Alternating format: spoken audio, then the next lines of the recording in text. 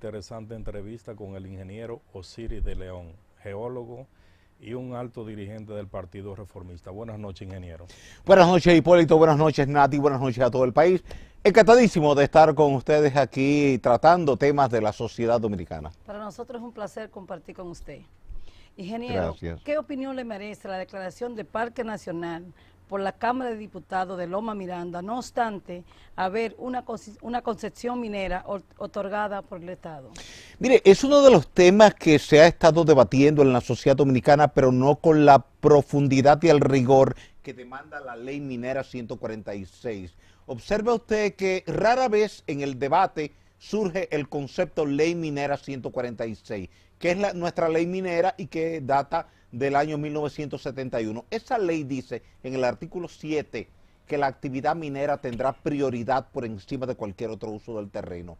Pero dice también el artículo 49 que las concesiones mineras son contratos de adhesión con el Estado que valen por 75 años. Quiere decir, cuando usted revisa el artículo 49, el artículo 61, el artículo 102, el artículo 7, usted va a ver que cuando una empresa nacional o internacional o una persona cualquiera tiene una concesión de explotación, metálica o no metálica, puede ser en Puerto Plata para piedra caliza, puede ser en Navarrete para arcilla, puede ser en Cotuí para oro o puede ser en Bonao para níquel. Esa concesión vale por 75 años. ¿Qué quiere decir? Que si la concesión de Falcondo, que se llama Quisqueya 1, fue otorgada por Trujillo en diciembre del año 55, es válida hasta diciembre del año 2030. Y hasta tanto, el gobierno no puede rescindir esa concesión, so pena de tener que ir a los tribunales o so pena de llegar a un acuerdo con la empresa y pagarle a la empresa dos cosas: el valor del terreno y además el valor del níquel que está ahí. Y estaríamos hablando de 4.000 millones de dólares, que yo no creo que en los actuales momentos, Nati, el gobierno dominicano esté en condiciones económicas de erogar una suma de ese nivel simplemente para satisfacer una inquietud de algunas personas que por razones emotivas, no científicas, han dicho, bueno, yo no quiero esa actividad minera ahí. Yo no quiero ser ni prominero ni antiminero, pero sí quiero ser realista. Y es que usted llegó a este programa de televisión en un vehículo, y ese vehículo tenía metales, ese vehículo vino con combustible. Usted en su casa tiene una nevera, un televisor, un microondas, tiene un aire acondicionado, tiene un piso, tiene unas paredes, todo eso viene de la minería.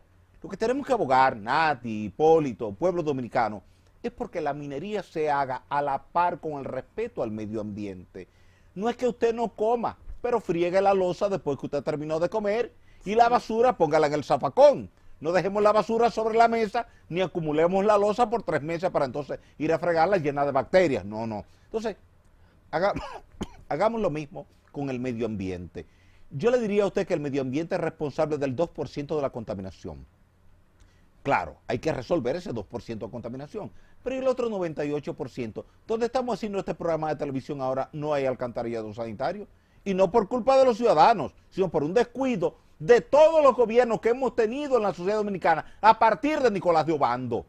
Nicolás de Obando fue el único que hizo un alcantarillado sanitario antes de construir la ciudad colonial. A partir de ahí construimos, y vaya y chequéelo mañana, cualquier nueva urbanización, usted ve que cavan, ponen las zapatas, ponen los muros, ponen las columnas, ponen las vigas, ponen la losa de techo, y usted pregunta, ¿y dónde está el alcantarillado sanitario? No, vamos a hacer un pozo filtrante y por ahí vamos a descargar hasta el agua subterránea los desechos de nuestros baños. Y usted, Hipólito, la gente que nos mira y yo, terminamos tomándonos los desechos del vecino, las enfermedades del vecino. Entonces, ¿no es eso peor? El tema de las basuras igual es peor. Por tanto, yo creo que cuando hay un derecho adquirido por una empresa minera, indistintamente de que sea extranjera o que sea dominicana, ese derecho hay que respetarlo dentro del marco jurídico, sobre todo porque la inversión minera es muy delicada, Nati. Yo acabo de llegar de Bogotá, invitado allí por la Embajada Británica, por el Banco Mundial y por el Ministerio de Minas y Energía de Colombia. ¿Y qué estábamos discutiendo allí? La transparencia de las industrias extractivas. ¿A dónde va la gente a invertir dinero en la minería? Donde tiene seguridad de que le van a respetar los derechos adquiridos. Entonces, si ya el gobierno dominicano otorgó un derecho a esa empresa y eso fue ratificado 3 veces por el Senado de la República, en el año 55, en el año 69 y en el año 88. Entonces yo creo que eso hay que respetarlo. Y así se lo hice saber a los senadores que tuvieron la cortesía de invitarnos a una reunión la pasada semana para tratar este tema de declaratoria de área protegida de Loma Miranda. Le mostré lo que dice el texto del artículo 7 de la ley minera, del artículo 49, del artículo 61, del artículo 102, para que veamos qué nos permite la ley y qué no nos permite la ley. Por tanto, mientras esa ley esté vigente, yo creo que hay que respetar esa ley, indistintamente de que seamos ambientalistas, queremos proteger el medio ambiente, pero no era necesario decir que el agua de Miranda es el agua de la presa de Rincón, porque precisamente antes de ayer el director del INDRI confirmó frente a los senadores que el agua de la presa de Rincón no tiene nada que ver con la loma de Miranda, tal y como habíamos dicho muchas veces en los medios de comunicación y en nuestros artículos. El agua de la presa de Rincón viene del río Jima, del río Jatubey y del río Jayaco. Y el río, que es un arroyo que pasa por Miranda, es el Jagüey, que se va directo a la zona de Pontón y termina en el río Camuy. No tiene nada que ver con las 122,000 tareas de arroz que hay sembradas en la zona de Jima. Yo creo que se ha construido una bola de nieve de forma innecesaria. Por eso usted ha visto que las instituciones que tienen que ver con este tema, la Dirección de Minería tiene una opinión distinta a la que tienen algunos dirigentes comunitarios, el Ministerio de Medio Ambiente tiene una posición distinta a la que tienen esos comunitarios, y ahora el director del INDRI ha dicho que realmente la explotación minera en Loma de Miranda no tiene absolutamente nada que ver con la presa de Rincón, y se lo ha dicho a los senadores, que fueron quienes lo convocaron para escucharle, y él les mostró los mapas. Cualquiera que vea un mapa, escala 1 a 50,000 de esa zona de Miranda, se da cuenta de que no hay ninguno de los ríos que irrigan las 122,000 tareas de arroz de Jima que tenga que ver con Miranda. Por tanto, yo creo que a la larga lo que al gobierno más le convendrá será llegar a un acuerdo con la empresa de forma tal de que exploten el ferroníquel en un área pequeña, cuidando de no otorgarle un nuevo permiso hasta que no haya recuperado ambientalmente el área previamente minada, nivelando el terreno, poniendo los taludes adecuados, el drenaje adecuado y luego reponiendo una capa de suelo, preferiblemente suelo orgánico de 30 a 40 centímetros, y sobre ese suelo entonces ahora reforestar con especies propias de esa zona. Y con eso yo creo que podríamos entrar en una nueva fase de minería responsable, ambientalmente sustentable. Ingeniero, yo creo que lo más importante sería que el Estado Dominicano y Falcondo se sentaran con los técnicos debidos, ¿no?, para analizar profundamente la explotación de esta loma y cuáles serían los daños, las consecuencias y los beneficios que nosotros podíamos obtener haciéndolo de esa forma que usted acaba de explicar. Porque si se mueve el terreno, lo que hay es que acondicionarlo de nuevo para que éste pueda volver a producir. Claro. ¿Qué es lo correcto? ¿Y qué es el concepto filosófico en la minería moderna? Cuando fuimos hace unos cuantos años a Brasil, invitados por el Programa de las Naciones Unidas para el Desarrollo y el Programa de las Naciones Unidas para el Medio Ambiente, para ver la minería en Brasil y pasar de la minería del pasado a la minería del presente, veíamos cómo zonas minadas que anteriormente parecían cráteres lunares, habían sido acondicionadas por el municipio, entonces aquello se había convertido ahora en un parque ecológico. Y ahora podía ir la familia a disfrutar de todo aquel espacio familiar con un verdor extraordinario, el terreno nivelado, habían sembrado especies forestales propias de esa zona, y entonces usted sentía que usted estaba en medio del bosque. En Inglaterra tenían una zona donde habían explotado arcilla por muchos años, estaba abandonada, y decidieron convertir la zona en invernaderos. Y ahora los invernaderos están emplazados en esa zona. Yo creo que el ser humano tiene la capacidad de idear, de diseñar esquemas de solución para cualquier problema que tenga la población, indistintamente del tamaño del problema. Así es. Sí, porque si los árabes son capaces de producir alimento en el desierto. En el desierto. ¿Por qué nosotros no somos capaces también de buscarle solución a eso? Bueno, mire, usted pone muy buen ejemplo. Los israelitas tienen pozos de 1,5 kilómetros de profundidad. Son 1.500 metros para sacar agua y se han convertido en los principales exportadores de frutas y vegetales para Europa. En un terreno desértico donde apenas tienen el río Jordán y el río Jordán tiene menos del 10% del agua que tenemos nosotros en República Dominicana. Así es. Nosotros tenemos el Yaque del Norte, el Yaque del Sur, el Osama, el Camus, el Yuna, el Osama, el Iguamo, etcétera. Pudiéramos pasarnos un largo rato citando los grandes y caudalosos ríos que tenemos en República Dominicana y no hemos sido capaces de suplirle a Venezuela las habichuelas que nos pidió a cambio del petróleo que nos despachan a través del acuerdo de Petrocaribe. En cambio, como usted dice, los árabes han sido capaces de cultivar en el desierto, hacer crecer la agricultura allí. Entonces, ¿qué nos ha faltado a nosotros los dominicanos? Voluntad, ingeniero. Voluntad. Esa es la palabra clave, Voluntad. Nati. Voluntad. Sí, definitivamente, porque es que, por ejemplo, yo no entiendo el por qué la negativa de este tipo de problemas mineros en este país. Porque, por ejemplo, se le buscó solución a la mina de Pueblo Viejo. Claro. ¿Por qué no se analiza eso a profundidad con los técnicos para que esto también se pueda hacer? Claro, mire, usted está poniendo muy buen ejemplo, porque sería como que usted llegara a un hospital con algún amigo enfermo y el médico le diga, mire, como ese señor está enfermo, lo que hay que hacer ya es llevarlo al cementerio. No, déjalo vamos a morir. buscarle una solución, porque hay un problema minero en una zona. La solución no es cerrar la mina, sino ver cómo resolvemos cualquier conflicto entre lo ambiental y lo social de forma tal de que la operación se pueda llevar.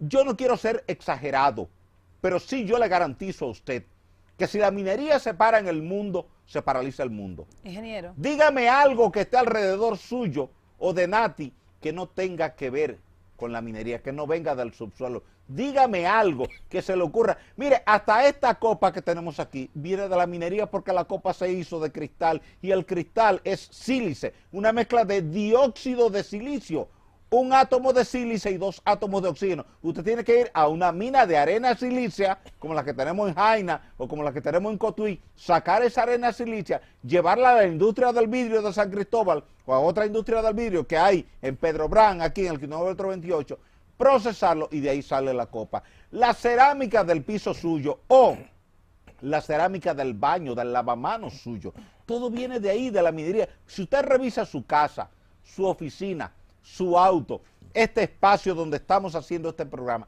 todo viene de la minería. Si no existiera la minería, no tendríamos metales para las cámaras de Ingeniero, televisión. Así es. entonces no hay daño irreversible al medio ambiente. No, no hay ningún daño irreversible. Lo que hay son descuidos irreversibles. Nosotros los seres humanos nos descuidamos de forma tal y después nos vamos y dejamos eso ahí. Y ahí ha estado el fallo. Claro, yo voy a dividir eso en 3 componentes. Un primer componente, no había, cuando empezaron esas operaciones mineras, una ley ambiental, porque nuestra ley ambiental es del 18 de agosto del año 2000. Alcoa empezó en el 59, Falcon Bridge en el 71, Rosario en el 75. No había ley minera. Número 2, cuando una industria contamina, la contaminación hay que dividirla en 2 responsabilidades. Una del contaminador y otra de quien tiene que velar para que no haya contaminación y no fue a hacerlo, no fue a supervisar. Es decir, usted no tenía un vigilante nombrado cuidándole el colmado y él se durmió y de repente vino el ladrón y se llevó lo que había en el colmado. La culpa hay que dividirla entre los dos y por eso la policía va y los investiga a los dos. Al ladrón, pero también al vigilante. Dice, ¿y cómo es posible que si su papel era cuidar, usted estaba durmiendo? Si el papel del Estado es cuidar que no haya contaminación ambiental, ni en la agricultura, ni en la pecuaria, ni en la hotelería, ni en la industria, ni en la minería, ¿por qué el Estado se ha descuidado, no ha supervisado, no ha controlado y las empresas se han sentido por la libre? El día que aquí haya una supervisión rigurosa por parte del Estado, donde con la primera falla hay una multa, con la segunda falla hay un cierre, nadie va a estar contaminando, todo el mundo va a respetar el medio ambiente.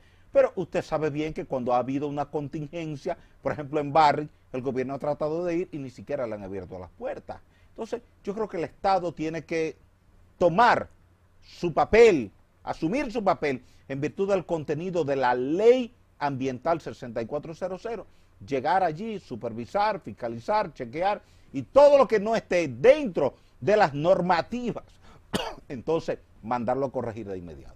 Ingeniero, nos vamos a una pequeña pausa comercial y en breve continuamos con esta interesante entrevista.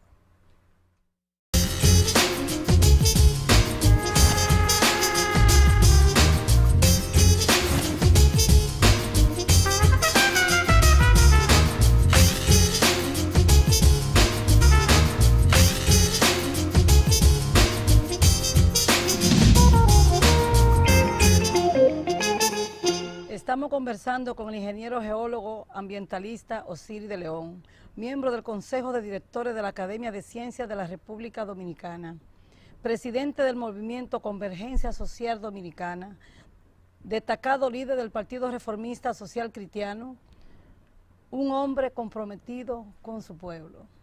Gracias, Nati, muy amable.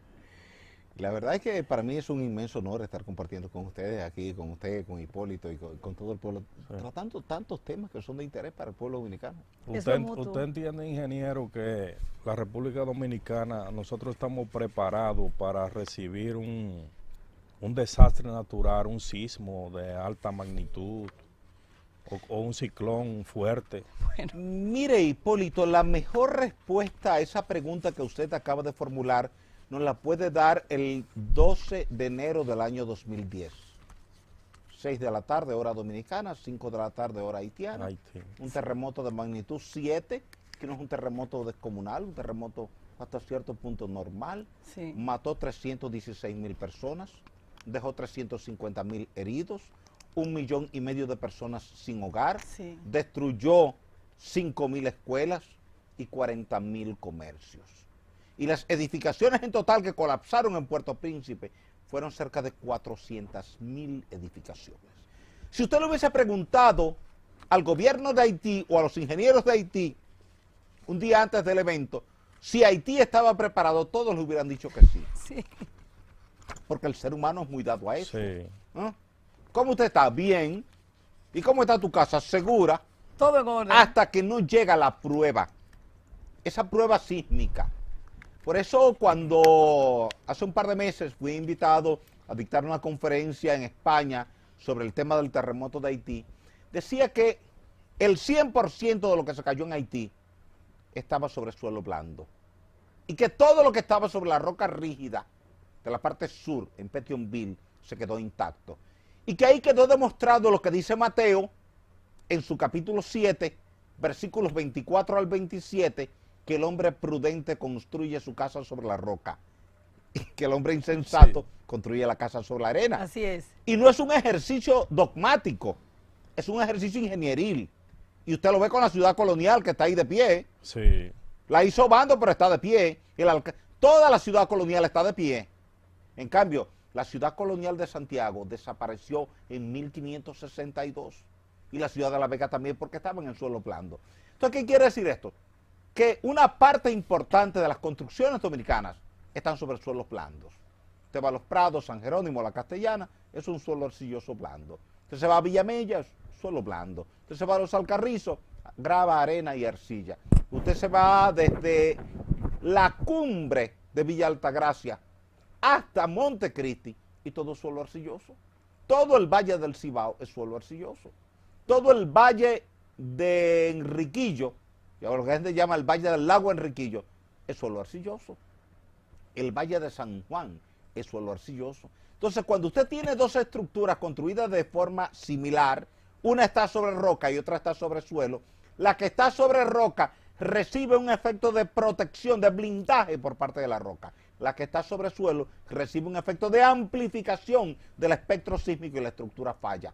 Eso nunca ha sido tomado en cuenta por las autoridades, al gobierno. A los gobiernos no les gusta que se hable de ese tema. Las escuelas nuevas se están construyendo con el criterio tradicional, indistintamente de que en el Ministerio de Obras Públicas dice que están bien, la realidad es otra. Aquí se está construyendo como se ha construido siempre. Ingeniero, esa grande torre, si viene un terremoto a este país, ¿qué pasará con ella? Hay dos tipos de respuestas. Las que están sobre las rocas de buena calidad, la caliza coralina de la Anacaona, la Bolívar, la Sarasota, esas van a comportar bien. Acá en Naco se van a comportar bien. Sin embargo, ya hacia Arroyo Hondo no va a haber la misma respuesta. Arroyo Hondo es una zona de transición entre una caliza margosa y una arcilla.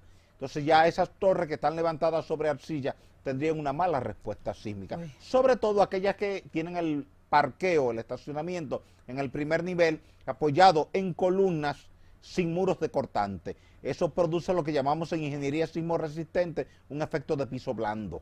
Y ese piso blando hace que cuando viene la sacudida sísmica horizontal, la columna tenga que asumir el esfuerzo cortante y no está diseñada para resistir. La columna es un elemento estructural que está diseñado para transmitir una carga axial, una carga vertical, como su columna vertebral. Usted puede ponerse un saco de azúcar de 100 libras sobre los hombros y su columna lo resiste bien. Sin embargo, si ahora yo lo empujo lateralmente, entonces usted siente una molestia por largo tiempo, porque las columnas están diseñadas para soportar carga que la transmiten ¿hasta dónde? Hasta la base donde está una zapata. Eso no se toma en cuenta aquí se construye como si viviéramos en Miami, donde no hay riesgo sísmico, porque Miami está del lado opuesto a la franja de sismicidad de Estados Unidos. Lamentablemente nosotros estamos en la zona de contacto entre la placa tectónica de Norteamérica, que pasa al norte de Puerto Plata, y la placa del Caribe. Estamos expuestos a sufrir un terremoto de gran magnitud en cualquier momento, como el que tuvimos el 4 de agosto del 46, que fue 8.1. Eso quiere decir que si nos llegare un terremoto de esa magnitud, dejaría tierra arrasada como en Haití, porque aquí no estamos preparados, ni queremos prepararnos, nos negamos a abordar el tema. Y aunque usted ve que el gobierno habla de que se ha asociado con el gobierno de Turquía para crear un organismo para acudir en términos de desastre, es para venir después del desastre. Es un organismo que va a tener colchones, va a tener sangre, va a tener agua, pero no, ¿por qué mejor no nos preparamos para que cuando venga el evento nuestra sociedad esté preparada?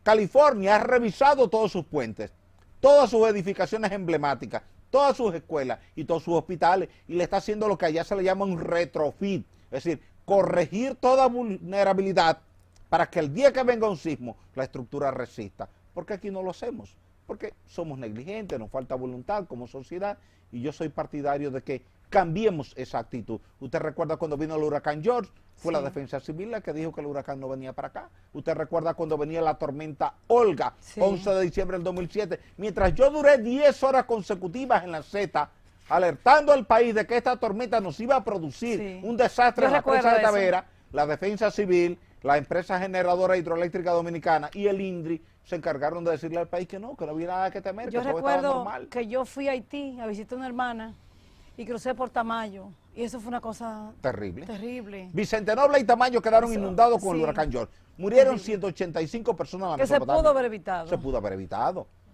Que esa es la idea, evitar. Es decir, ¿por qué mucha gente dice que no existen desastres naturales, sino que lo que existe son descuidos frente a la fuerza de la naturaleza? Si usted sabe que viene un huracán, evacúe toda la gente que vive cerca de ríos, arroyos y cañadas, toda la gente que vive en zona de inundación, saquémosla y llevémosla a lugares altos, seguros. Lo que pasa, ingeniero, que yo en realidad no entiendo el por qué. Aquí las autoridades tratan siempre como de darle un caramelito a la gente. Sí. Por eso son los desastres. Habiendo tantas personas preparadas aquí, e incluso muchas personas pagadas internacionalmente que nos pueden asesorar a nosotros bastante bien. Pero los gobiernos aquí, las autoridades tratan siempre de aparentar que todo está bien, sin embargo las cosas no andan bien. Lamentablemente es así, y es una pena que a uno le escuchen más fuera del país que dentro.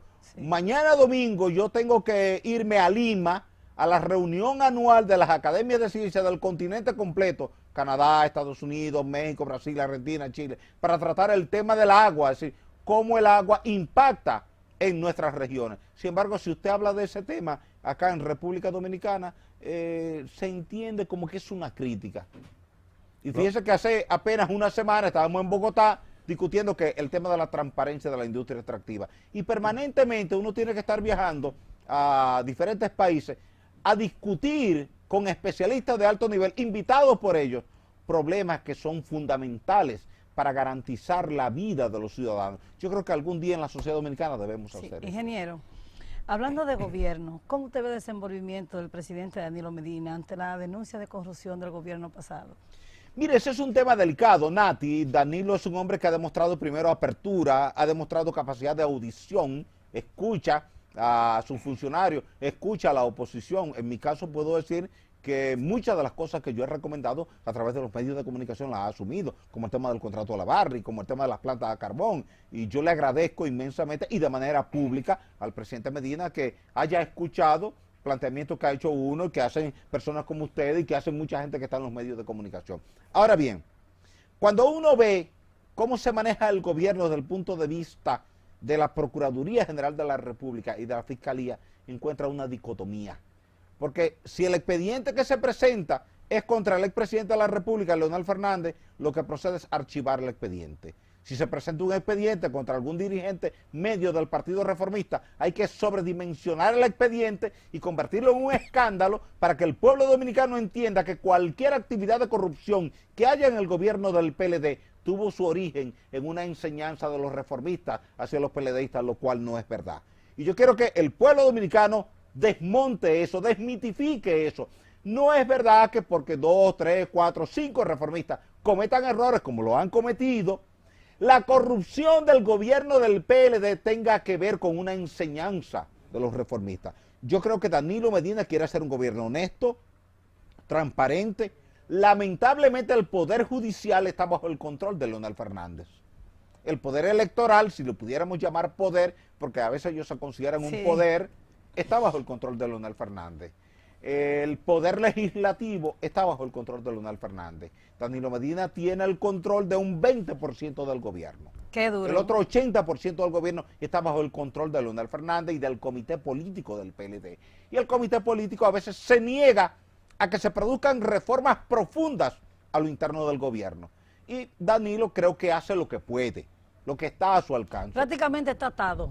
Definitivamente, porque hay un comité político que es el que decide. Y ellos dicen que Danilo es gobierno porque ellos hicieron la campaña, lo escogieron a él como candidato y llevaron a esa figura al primer asiento del Palacio Nacional. Entonces, yo creo que a Danilo hay que darle más libertades, más soltura, para que él pueda hacer el gobierno que él quiere hacer.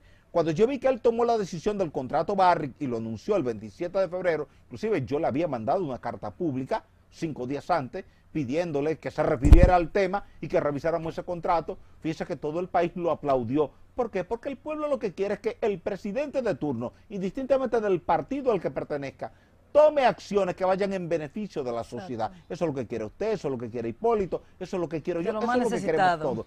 Y Danilo, yo reconozco que quiere hacer eso. Sin embargo, tiene una traba a lo interno del comité político y tiene una traba con Leonel Fernández que no le dan la soltura, la flexibilidad que él necesita para poner en práctica las medidas que él prometió, de forma tal de que él pueda, primero, corregir lo que está mal y segundo, hacer lo que nunca se ha hecho. Ingeniero, ¿usted no cree que con todo esto que está pasando, este descalabro que tienen los partidos políticos, el PRD totalmente descalabrado? Sí. El PLD, aunque Danilo tenga un poco de una aceptación más o menos a nivel... Sí, está alta, pero sí, él como persona. Como persona. Ni siquiera como presidente, él conserva una popularidad alta como persona. ¿Usted no cree que ya es momento para que los reformistas se pongan activos y lleven una propia candidatura para el 2016? Mire, qué buen tema, Hipólito, porque realmente ese debe ser el criterio, ese debe ser el mensaje, ese debe ser el concepto. Sin ánimo de exagerar la nota, yo te podría decir a ti, a Nati, al pueblo dominicano, que el partido que tiene más gente en la sociedad dominicana es el Partido Reformista. Cualquiera que me ve se reiría y dice, pero el partido sacó en un momento 4% de los votos. Lo que pasa es que después que Balaguer murió, una gran parte del reformismo se sentó. Y se sentó porque no hay un líder en el partido que tenga un discurso, un mensaje y un concepto que llegue al corazón de la gente y que ese reformista tradicional que recorrió el territorio nacional al lado de Balaguer se motive, se ponga de pie y diga vamos para el poder. Por eso usted ve que Leonel Fernández hizo todo lo humanamente posible por mantener al Partido Reformista aliado al gobierno del PLD. Porque Leonel Fernández está consciente que si el Partido Reformista se recompone, el PLD vuelve al tercer lugar. Y si en este momento el PRD está dividido, como usted con mucha propiedad señala, y el PLD está desgastado en las ejecutorias de gobierno porque no ha podido dar las respuestas que esperaba la sociedad, la esperanza, la alternativa, la vía que le queda al pueblo dominicano es el Partido Reformista Social Cristiano. Y yo invito a cada reformista, a todo lo largo y ancho del país, a que se ponga de pie, visite a su amigo, a su vecino, a su compañero de trabajo, a su actual o a su anterior compatriota y le diga vamos a trabajar para convertir a este partido en un instrumento propio de poder, no de poder ajeno, propio, que usted sienta que el gobierno es suyo, que el reformista es de Jimaní, o de Pedernales o de Montecristi sienta que el gobierno es suyo y que por tanto él vaya con autoridad al gobierno a reclamar la solución de los problemas de su comunidad. Déjeme decirle, ingeniero, si no había sido por los reformistas, el PLD nunca había sido gobierno aquí. Claro. Debe de 100% de acuerdo. Debe de agradecerle hasta la muerte todo. Claro. Esa riqueza que exhiben, deben de agradecerse las reformistas, porque la membresía de ellos era de 400 y pico de miembros. Partido de cuadros. Pero, Cuando vos sales del PRD en el año 73 y funda el PLD, funda un partido de cuadros, de círculos de estudio. Entonces nunca fue un partido de masa. Aquí había solamente dos partidos de masa, Partido Reformista y PRD. Por eso el Partido Reformista gobernó 22 años. Entonces, tal y como usted dice, Nati, si el PLD fuese un partido agradecido, diría todos los días en los medios de comunicación, gracias a los reformistas, nosotros estamos en el poder. Sin embargo, Leonel Fernández fue capaz de decir hace 3 meses que ellos no tienen nada que agradecer a los partidos aliados. Son Y tremendos. yo creo que fue un gesto de desprecio y de ingratitud hacia el Partido Reformista y hacia el pueblo dominicano. Ingeniero, no quiero terminar esta entrevista sin hablar de su movimiento. Convergencia Social Dominicana, mire, Convergencia es un proyecto que ha ido caminando tanto que ya usted ve que por donde quiera se menciona de otra convergencia. Y los abogados forman una convergencia y los grupos progresistas forman una convergencia. ¿Por qué? Porque han visto que lo que hemos planteado a través de los medios de comunicación le ha llegado a la conciencia y al corazón de la población. Y yo creo que ese debe ser el concepto. Y yo le invito a usted, le invito a Hipólito, invito al pueblo dominicano a que permanentemente hablemos de estos temas y que convoquemos a todo el pueblo dominicano a una cruzada para la reivindicación de un pueblo que tiene 40 años sufriendo de una crisis eléctrica y de falta de agua potable y que ya es tiempo de resolver esos problemas. Y para eso todos debemos trabajar juntos, unidos de la mano, convocando a todos los reformistas para que volvamos al poder como en aquellos buenos tiempos de Joaquín Balaguer. le vamos a volver a invitar para que tratemos a fondo esos temas. Que así sea, que Dios le escuche y que el pueblo dominicano lo vaya a convertir en una realidad. Le damos las gracias, ingeniero, por estar con nosotros aquí para que su pueblo lo escuche, porque con ustedes demasiado de qué hablar. Y le damos gracias también al pueblo dominicano por estar pendiente siempre de nuestro espacio, Enfoque Social. Será hasta el próximo sábado. Buenas noches.